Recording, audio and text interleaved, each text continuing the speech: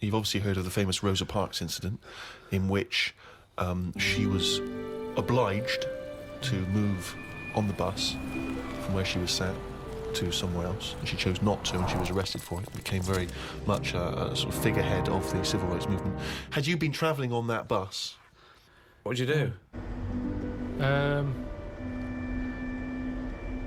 am I far from where I'm getting off? So once again, you can't just nip out at the next stop so you can wash your hands of the whole affair. No, you're on that bus, you've still got a number of stops, so you've got to stay on that bus. So you've seen this bus driver demanding that she gets up, gives up that seat.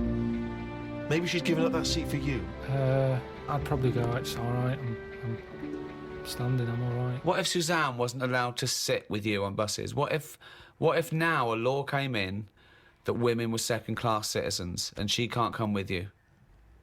Wouldn't you go, no, fuck that, she's sitting with me? I'd say we're only going around the block. We've been to the shopping centre. We're only 15 minutes. Can you take that bag with you? Because there's no one sat next to you down here. I'm a bit crammed in up here. There's more blokes on the bus. I'll see you in a minute. Carl, let's put this I mean, obviously, this is too much for your head to... You're on a bus, right, and there's a few white people, and they're... I'm the driver. And they're being racist to a black kid. Right, I'd go... If I'm driving, I'd go... Listen, lads, stop that, will you? If you're going to be racist, can you get off at the next stop and do it there? You know, we've all had a tough day. It's the end of the day. We just all want to go home. We've all been working. He's not in your way. He's sat in his own seat. Sit back. Calm down. Had enough. Surely you want to be on the side of right. I'm just doing my job here. I'm sat driving a bus. I'm driving a bus for 30 quid a week here. I'm getting a load of grief off some people at the end of the day. But think bigger than the bus rule. It's not just a bus thing, all right? Just imagine that you're not a bus driver. All right? No, but that's what we're talking about here. But yes, but Ricky's trying to make a point. It's an analogy again. It's about you taking some kind of responsibility that could put you in harm's way. Yeah. That could mean that you've got to stand up to danger or to bullies or to aggression. If someone's attacking Suzanne, she goes, Carl, help. You go, no, I could get her here. Because I know the full story here. But this is what I'm saying about Rosie. What's it? I'm just saying she's sat on the bus. How did it work? She got on the bus. She sat where she wanted. No, I'll tell you how it worked. It was up to the driver's discretion to change where black people could sit depending on the number of white passengers that got on. So she sat in a seat, so more and more white passengers get on, so this bloke decides, well, no, actually, this is no longer the black section. There's no black section, because there's enough white people, you've got to stand up. And she decided, no, I'm not going to get up. It's my right to be able to sit on this bus as a person, as a human being, not whether or black or white. And that was why she got arrested. On a different bus, on a different day, it might not have turned out that way. That's what I'm saying. It might have been, you know, someone else who goes, get off, who's been in a right mood, might have been in the pub all afternoon. And she's there going, I'm not moving, and he's fed up, he's up to here with it. Sorry, so she's pissed up now. She's pissed up now. No, the person sat next to her. Yeah. Might have even been a black bloke who's been working hard. And he's like, I don't want this. It's difficult, innit? If I was on there, I'd weigh her up. You know, is this woman doing this as like a good cause, or is she just a trouble causer? Because she just seemed like, you know, I'll do what I want. Now that's fine. You'll always get people who do what they want, and they do change the little rules along the way. But I bet when she was doing it, it wasn't like a big stand up. This is the day I'm going to do it. It's just happened to. She was fed up that day. She didn't want to get up. Lazy. She might just go around law breaking all the time, and she's remembered now because she'd made a change about bus seats. But when she got up that morning, did she say I'm going to do that, or has she been fly tipping before she got on the bus? This is what I'm saying. Is she just you know? No, she's not a troublemaker. She's someone who already had a burgeoning interest in the civil rights. I mean, I really thought the Rosa Parks incident was pretty cut and dry. The fact that Carl's managed to find an ambiguity in it is extraordinary. I love it. Tell me something else about Rosie Parks. Oh, for God's sake. I don't know what she's got to do to win you round, Carl. Honestly, I didn't realise it would be this difficult. There was a bit of trouble in our yard the other day. Right. Between a wasp and a cricket. Now, the thing is there any point to this at all, or are you just going to tell us you saw... Are you going to extrapolate some analogy from this? I think so. Okay, Yeah, well, let's see. Okay, Go on. So there's a wasp. Yeah, and well, so a look at the cricket. whole scenario. What's- It's the whole what's scenario. my- Right? what- As you You're- said, sorry, just to clarify, as you said, it was kicking off. Right, okay. Old scenario. So you're looking I'm out of there. your window. No, I'm in the kitchen by the Right. sink. Yeah. I'm washing up the few plates. Right. The kitchen door's open. Right.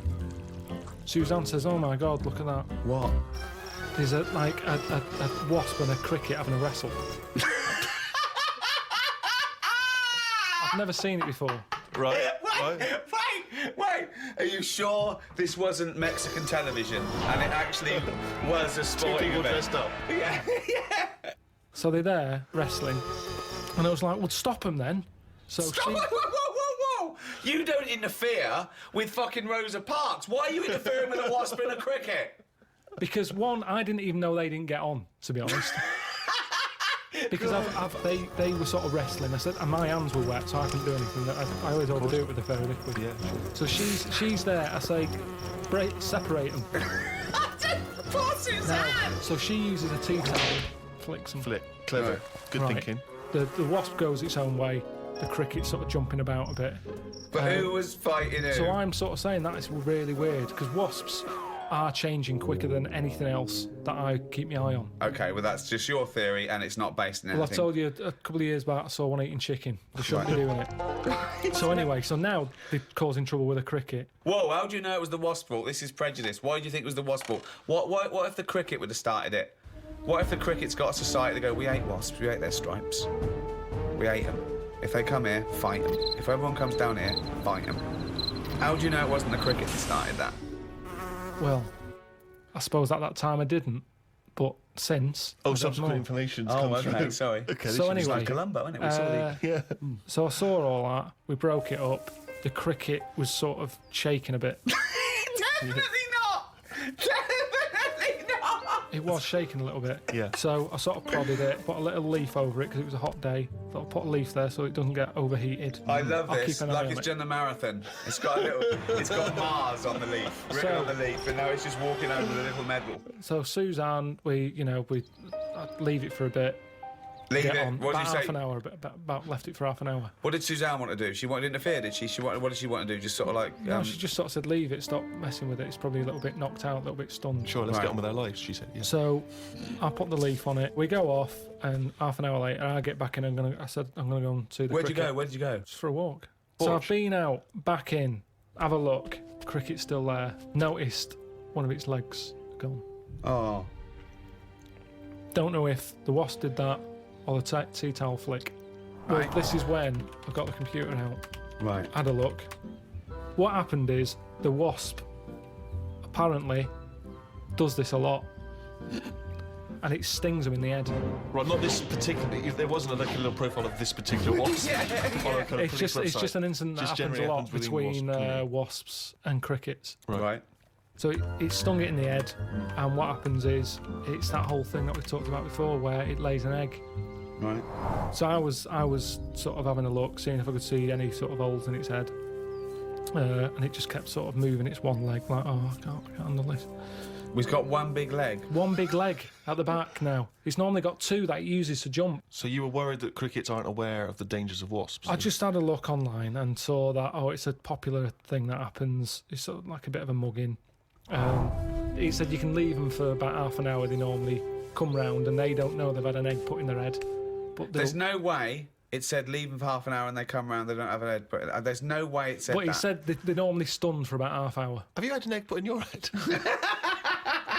Fucking ostrich egg, by the way. It's coming out the top. So anyway, I picked it up, I placed it under a little tree. I said, it's in the shade again. No wasps can see it there. Let's just leave it. But you've just left that cricket to now die in agony when that maggot goes round his head and comes out a wasp and leaves the carcass. Well, this is when Suzanne came up and said it wasn't moving. I sorted it. You sorted it. Just sorted it. what you did wanna you say do? anything What else? did you mean? Well, I said, what do you mean you sorted it? She said, Read it's between best the if I lines. don't tell you. Right, sorry. I've done. She said she sorted it. Wait. Do you think that we're in the mafia and we're being wiretapped? Say what happened. No, well, she just said she sorted it, and I said, what, sorted what? Because I'd forgotten about it at that point, I was painting. And she Right. said the cricket. Right, what do you think she meant by sorted it? Well, by the look on her face, the way she said it, I've known her for long enough, so I know that she meant it's not good news. Yeah, so what happened? So from that, I took for granted she means Say it! I've stopped it being. It's no longer in misery. So what do you mean? What? What did she do? She crushed its head with a stone. She got a tiny head-shaped stone and Squashed it, because that's where all the action is, isn't it? So she said it was too cruel watching it sort of shaking about with its one leg and stuff. You had to kill it. I imagine I had this vision that one day Suzanne just having to say to his parents, I've sorted it.